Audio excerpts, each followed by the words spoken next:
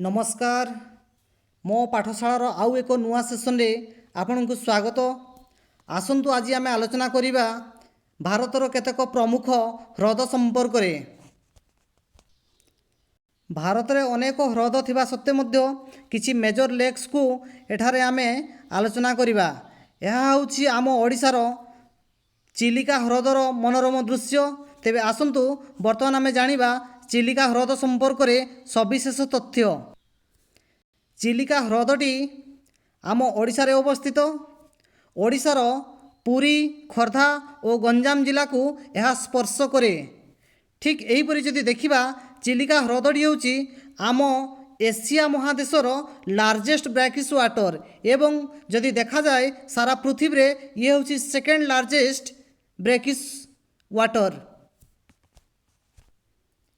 चिलिका ह्रदर क्षेत्रफल होछि 1100 स्क्वायर किलोमीटर।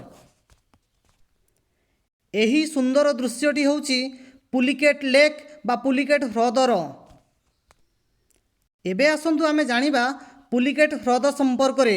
यह आंध्र प्रदेश राज्य रे अवस्थित एवं एही पुलिकेट लेक होछि सेकेंड लार्जेस्ट ब्रैकिश वाटर। यह मध्य एक लेगुन लेक चिलिका परी। लेगुन लेक साधारणतः लवणाक्त जल बा समुद्र जल को स्पर्श करिथिबा लेक को आमे कहिताउ लेगुन लेक। एही पुलिकेट ह्रदर लोकेशन होछि यह तिरुपति जिल्ला रे अवस्थित आंध्र प्रदेश रो, किंतु यह आंध्र प्रदेश और तमिलनाडु रो सीमा रे रहिछि। एबे आमे जानिबा एही पुलिकेट लेक रो क्षेत्रफल संपर्क रे। यार क्षेत्रफल होछि 759 वर्ग किलोमीटर। एही पुलिकेट निकटस्थ आइलैंड सतीश धावन आइलैंड जहाँकि श्रीहरिकोटा नाम रे परिचित। एहीठारे भारतर इसरो समस्त प्रकार लॉन्चिंग स्टेशन व्यवस्था रही।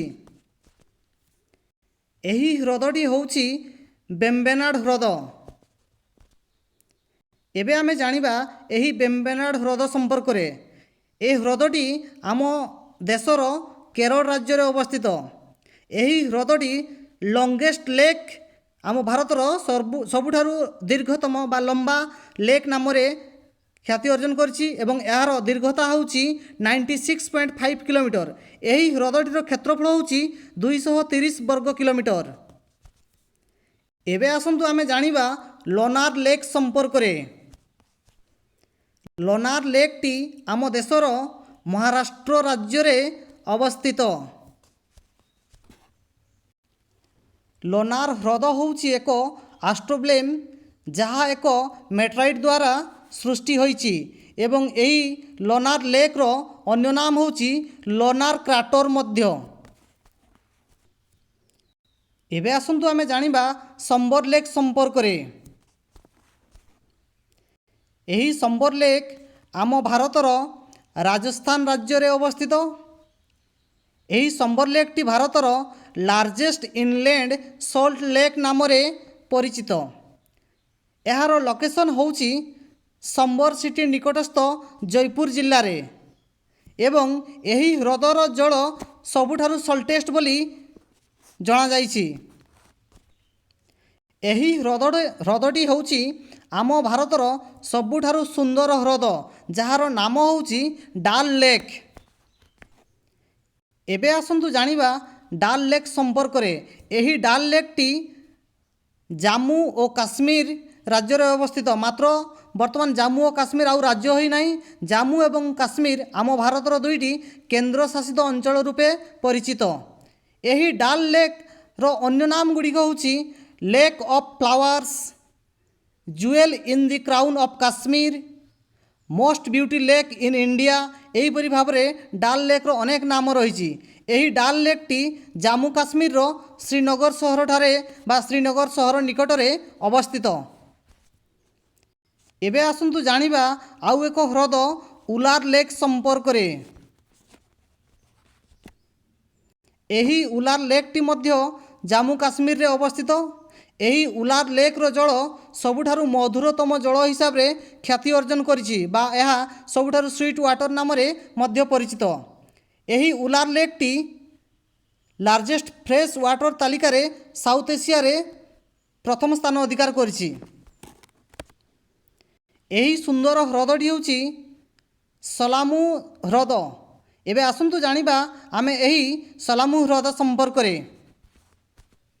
ଏହି ସଲାମୁ ଲେକ୍ଟି ଆମ ଭାରତର ସିକ୍କିମ ରାଜ୍ୟରେ ଅବସ୍ଥିତ ଏବଂ ଏହି ହ୍ରଦଟି ଆମ ପୃଥିବୀର ସବୁଠାରୁ ଉଚ୍ଚତମ ହ୍ରଦ ହିସାବରେ ସ୍ଥାନ ପାଇଛି। ଏହା ସମୁଦ୍ର ପୃଷ୍ଠଠାରୁ 5100 ମିଟର ଉଚ୍ଚରେ ଅବସ୍ଥିତ। ଏବେ ଆସନ୍ତୁ ଜାଣିବା ମଣିପୁର ସ୍ଥିତ ଲାକ୍ଟକ୍ ହ୍ରଦ ସମ୍ପର୍କରେ ବା ଲାକ୍ଟକ୍ ଲେକ୍ ସମ୍ପର୍କରେ ଜାଣିବା। ଏହି ଲାକ୍ଟକ୍ ହ୍ରଦଟି ମଧ୍ୟ ଏକ ମଧୁର ଜଳ ହ୍ରଦ ଅଟେ ଏବଂ ଏହା ନର୍ଥ ଇଷ୍ଟ ଇଣ୍ଡିଆର ବା ଉତ୍ତର ପୂର୍ବ ଭାରତର ମଧୁର ହ୍ରଦଟିଏ ଅଟେ ଲାକ୍ଟକ୍ ହ୍ରଦ। ଏହି ହ୍ରଦଟି ହେଉଛି ଏକ ପ୍ରବାହିତ ହ୍ରଦ ଯାହାକି ରେନି ସିଜନରେ ଏହା 250 ସ୍କୋୟାର କିଲୋମିଟରରୁ 500 ସ୍କୋୟାର କିଲୋମିଟର ପର୍ଯ୍ୟନ୍ତ ପ୍ରବାହିତ ହୁଏ ବା ବିସ୍ତାରିତ ହୁଏ। ମାତ୍ର ବାସ୍ତବରେ ଏହାର ଆକାର ହେଉଛି 287 ବର୍ଗ କିଲୋମିଟର। ଏସବୁ ଥିଲା ଭାରତର କେତେକ ପ୍ରମୁଖ ହ୍ରଦ ସମ୍ପର୍କରେ ଆଲୋଚନା। ଯଦି ଏହି ଆଲୋଚନା ଆପଣଙ୍କ ମନକୁ ଛୁଇଁଥାଏ ତେବେ ଭିଡ଼ିଓଟିକୁ ଲାଇକ୍ ଏବଂ ଚ୍ୟାନେଲଟିକୁ ସବସ୍କ୍ରାଇବ୍ କରିବାକୁ ଭୁଲିବେନି। ଧନ୍ୟବାଦ।